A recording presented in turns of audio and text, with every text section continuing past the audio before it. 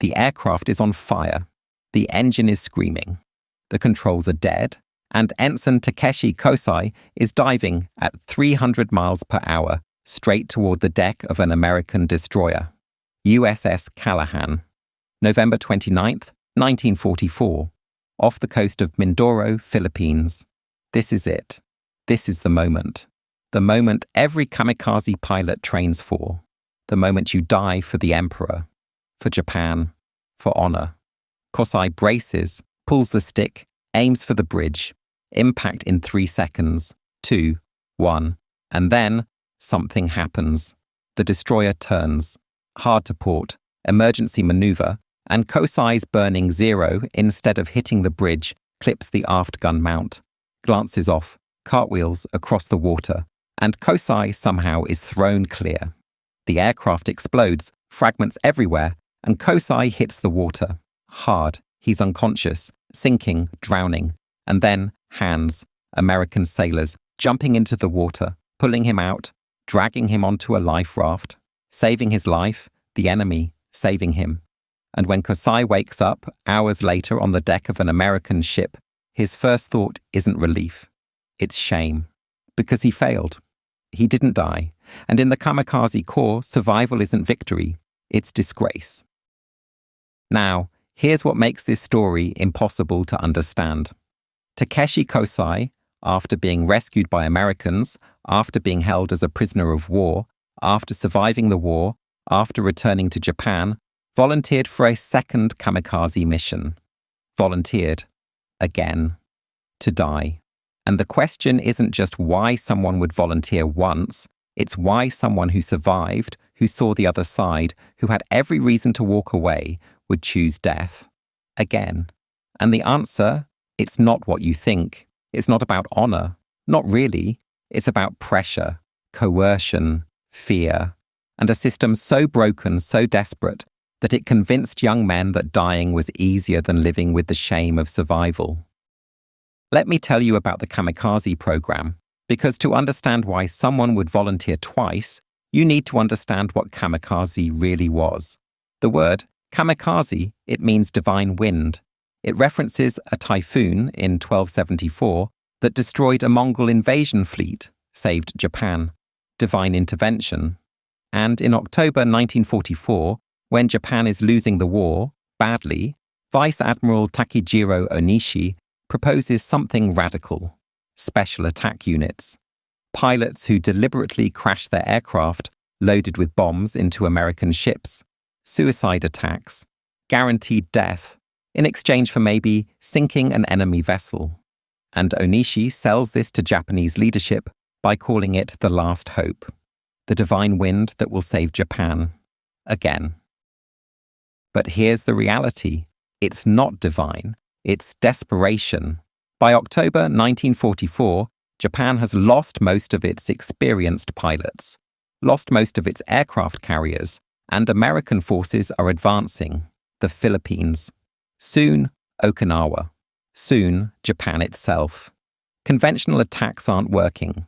Japanese pilots, with minimal training, flying outdated aircraft, can't hit American ships. American anti-aircraft fire is too intense. American fighters are too numerous. So Japan calculates, if our pilots can't survive long enough to hit targets conventionally, why not use them as guided missiles? One pilot, one aircraft, one bomb, one ship. It's mathematically efficient, cold, brutal, but efficient. And Japan is out of options. October 25, 1944, the first official kamikaze missions launch from Mabalacat Airfield, Philippines, 24 Zeros, loaded with bombs, pilots who volunteered, or were told they volunteered, and they fly toward American ships, and 5 of them succeed, hit their targets, including the escort carrier USS St. Lo, direct hit. The ship sinks, and Japan sees this as proof. It works, kamikaze works, and the program expands rapidly. Now, let me tell you about volunteering, because this is important. The official story, the propaganda, is that kamikaze pilots were volunteers. Young men, inspired by Bushido, the samurai code, willingly sacrificing themselves for emperor and nation. noble, honorable. But the reality, according to declassified documents and survivor testimony, is very different. Most kamikaze pilots were coerced, pressured, manipulated. Here's how it worked. Officers would gather young pilots, give a speech about duty, about honor, about how Japan needs them, and then they'd ask for volunteers. And everyone in the room knows if you don't volunteer, you're a coward. You'll be ostracized, dishonored, maybe sent to a punishment unit, so hands go up. Not because they want to die, but because not volunteering is worse than dying. That's not volunteering, that's coercion.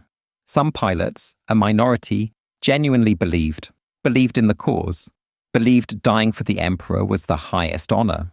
But most, according to post-war interviews, were terrified, didn't want to die, but felt they had no choice. And that's the tragedy. Young men, 18, 19, 20 years old, forced into a system that gives them two options: die a hero or live a coward. That's not honor, that's a hostage situation.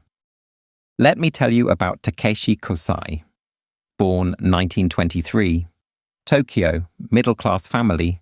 His father was a school teacher. His mother was a homemaker. Kosai grew up during the rise of militarism. Propaganda everywhere. Japan is destined for greatness. The emperor is divine. And Kosai, like most young men, absorbed it, believed it. When the war started in 1941, Kosai was 18, too young to enlist, but by 1943, he's old enough. Joins the Imperial Japanese Navy, trains as a pilot, and by late 1944, he's assigned to a fighter squadron, flying Zeros, defending the Philippines.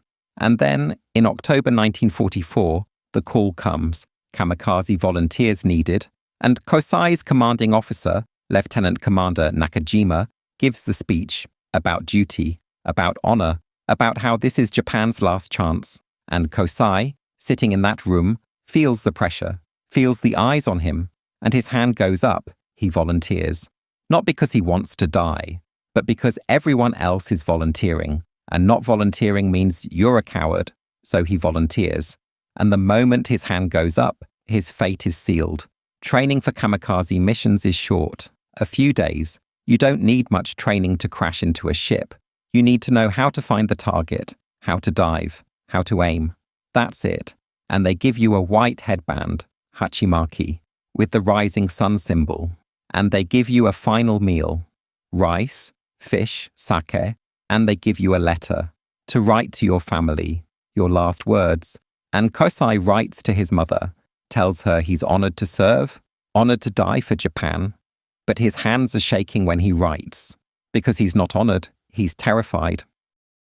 November 29th, 1944. Kosai and 23 other pilots take off from Mabalacat. Their target, an American task force off Mindoro, and Kosai is flying a Zero. Modified. The guns are removed. Too much weight. Replaced with a single 250-kilogram bomb. 550 pounds. Strapped under the fuselage. And Kosai knows the moment he takes off, he's not coming back. The aircraft doesn't have enough fuel for a round trip. Even if he wanted to abort, he can't. Not enough fuel to return. That's by design. You can't abort. You can only succeed, or die trying. The flight takes an hour. Kosai flies in formation. Silent. No radio chatter. Just the sound of engines. And then they spot the American fleet. Dozens of ships, carriers, battleships, destroyers, and the Japanese formation splits up. Each pilot picks a target, and they dive, and American anti-aircraft fire erupts. Tracers everywhere, flak bursts, black clouds of shrapnel, and Kosai watches as the pilot to his left is hit, explodes, disintegrates. The pilot to his right, also hit, spiraling down, on fire. And Kosai keeps going, because there's no other option. He picks a target, the destroyer, USS Callahan, dives, steeper, faster. The altimeter is spinning. 5,000 feet, 4,000, 3,000. Anti-aircraft fire is intense. Hits his aircraft. The engine catches fire. Controls are sluggish, but he keeps diving. 2,000 feet.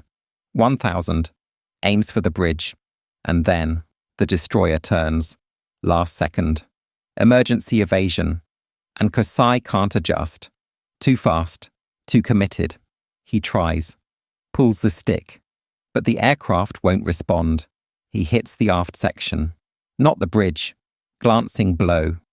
The aircraft cartwheels, explodes, and Kosai is thrown into the water. He's unconscious when he hits, sinking, but American sailors see him, jump in, drag him out, save his life. And when Kosai wakes up on the deck of an American ship, his first emotion isn't gratitude, it's horror, because he's alive, and alive means failure.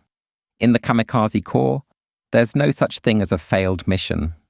You die, that's the mission, and Kosai didn't die, and now he's a prisoner, and the shame is overwhelming. Now let me tell you what happens to Kosai as a POW. The Americans treat him well. By the standards of war, he's given medical care, food, water, he's interrogated. Gently, the Americans want information about kamikaze tactics, about Japanese defenses, and Kosai, at first, refuses to talk, gives only name, rank, serial number. But over weeks, months, the interrogators build rapport. They're not cruel, they're curious, and Kosai, isolated, traumatized, starts talking, not about military secrets, but about his experience, about the pressure, about how he didn't really want to die, about how most kamikaze pilots didn't want to die, and the American interrogators are shocked, because the propaganda says kamikaze pilots are fanatics, willing martyrs. But Kosai's testimony reveals the truth. Most were coerced, most were terrified, and the Americans document this. In reports, classified reports, that won't be declassified for decades. August 1945, the war ends, Japan surrenders, and Kosai, along with thousands of other Japanese POWs, is repatriated, returns to Japan, to a country in ruins, cities destroyed, economy shattered, and Kosai returns to Tokyo, to his family. His mother is alive. His father died in an air raid, and Kosai is reunited with his mother, and he expects maybe relief, maybe joy, but instead he finds judgment, because people know he was kamikaze, know he survived, and in post-war Japan, survival is complicated. Some people see survivors as cowards, others see them as tragic figures, but no one sees them as heroes, and Kosai feels the weight of that, the shame, the guilt, and he struggles. Can't find work, can't integrate, and he starts thinking, maybe I should have died. Maybe dying would have been easier. Now here's where the story gets even darker. 1946. Japan is occupied by American forces, and there are rumors, unverified, that some kamikaze survivors, unable to live with the shame, are seeking ways to complete their missions, posthumously. And one of those rumors involves Takeshi Kosai.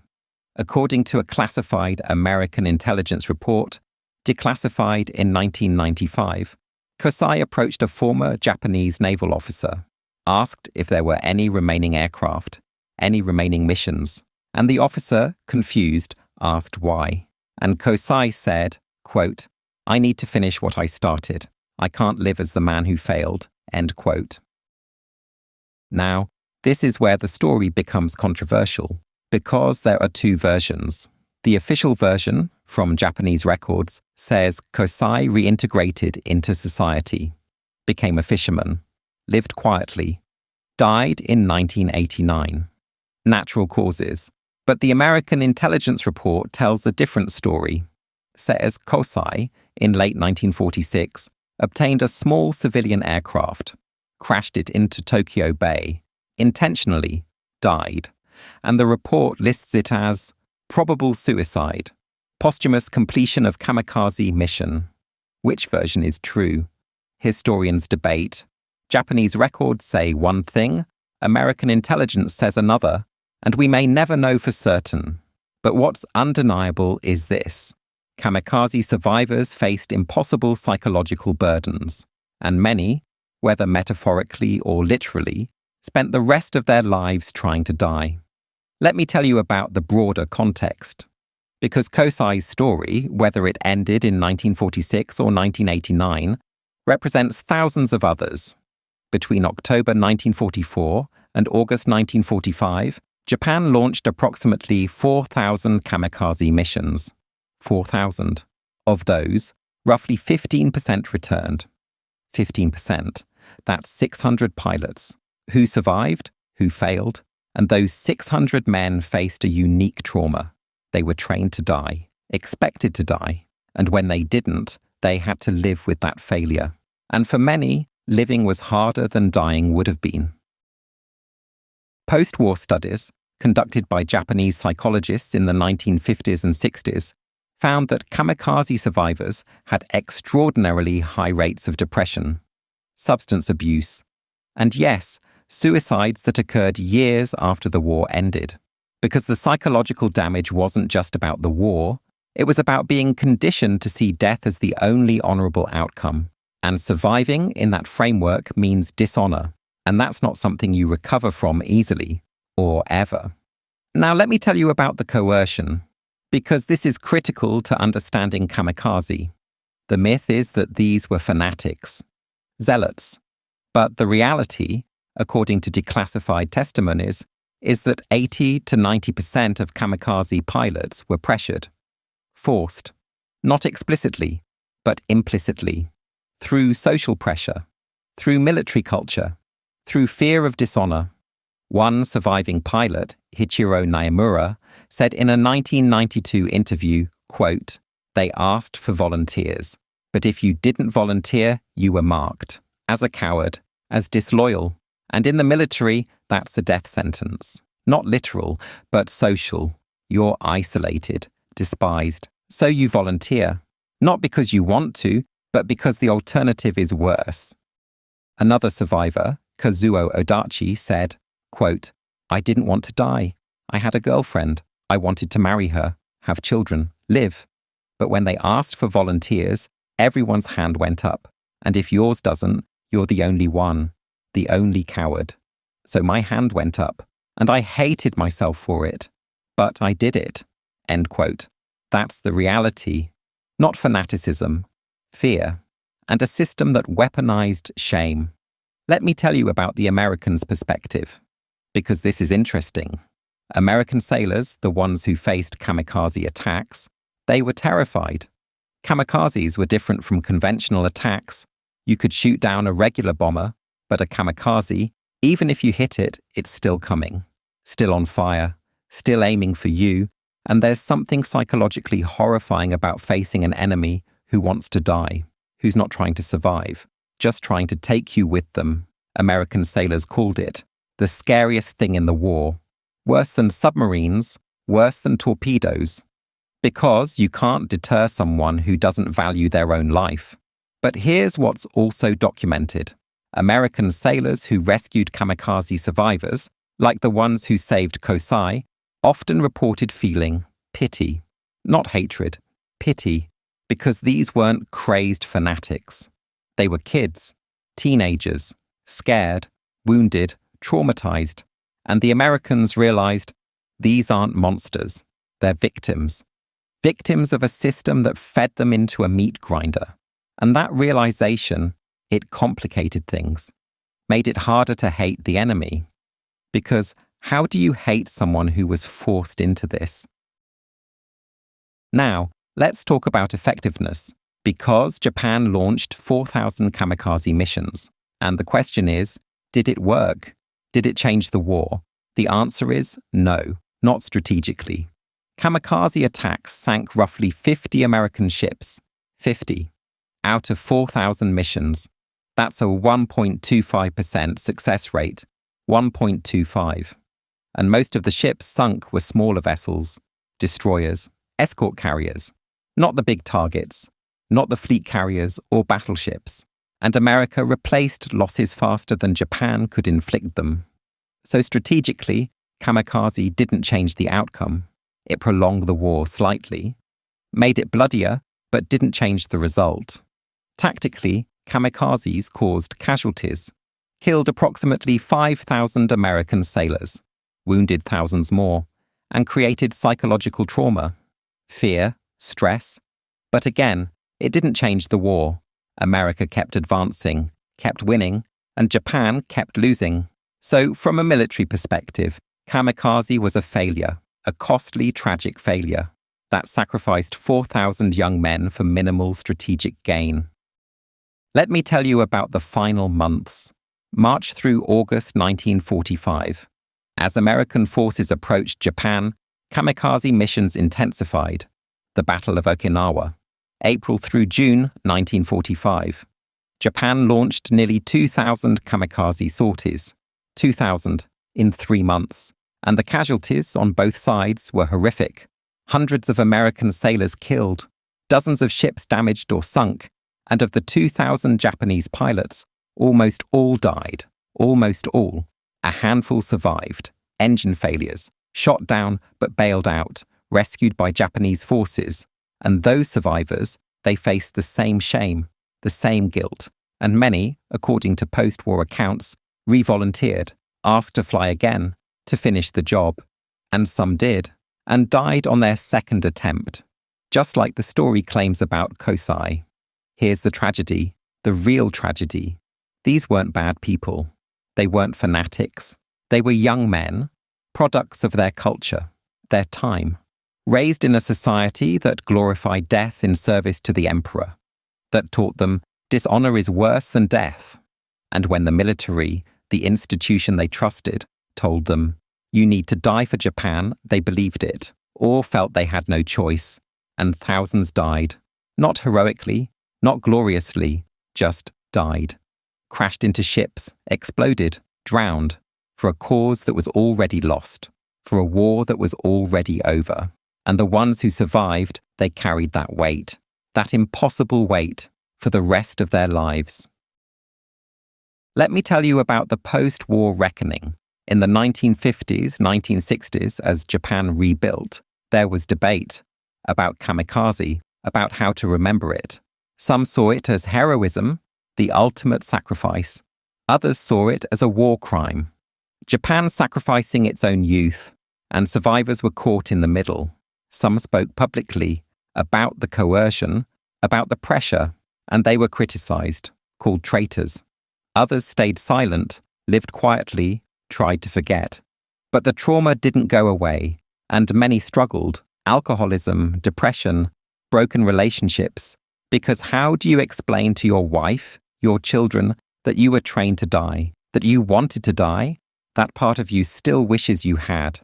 Takeshi Kosai, whether he died in 1946 or 1989, represents all of them.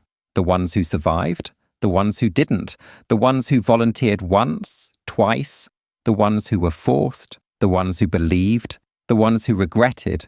He's not a hero, he's not a villain, he's a victim of a system, of a war, of a culture that valued death over life. And his story, as impossible as it seems, that someone would volunteer for a second kamikaze mission after surviving the first, makes sense. When you understand the pressure, the shame, the impossibility of living in a world that expected you to be dead. Here's the lesson. War doesn't just kill soldiers, it breaks them. And sometimes the ones who survive carry wounds that never heal. Kosai survived his first kamikaze mission. The aircraft crashed. He lived. And in any reasonable world, that would be the end. He'd go home, recover, live. But this wasn't a reasonable world. This was a world where survival was failure, where living meant shame, and where the only way to restore honor was to die. And whether Kosai succeeded in dying on a second mission, or lived with the burden of survival for 40 more years, the tragedy is the same. He was destroyed. Not by Americans, not by war, but by his own side, by a system that told him, your life has no value except in death. And he believed it, or had no choice but to believe it. And that's the real story, not about kamikaze attacks, but about what happens when a society, a military, a culture, decides that some lives are expendable, that death is preferable to dishonor. that young men are resources to be used up and discarded. Takeshi Kosai survived his first kamikaze attack, and whether he volunteered for a second and died, or lived with the weight of survival, he never really escaped. Because survival, in that system, was just another kind of death.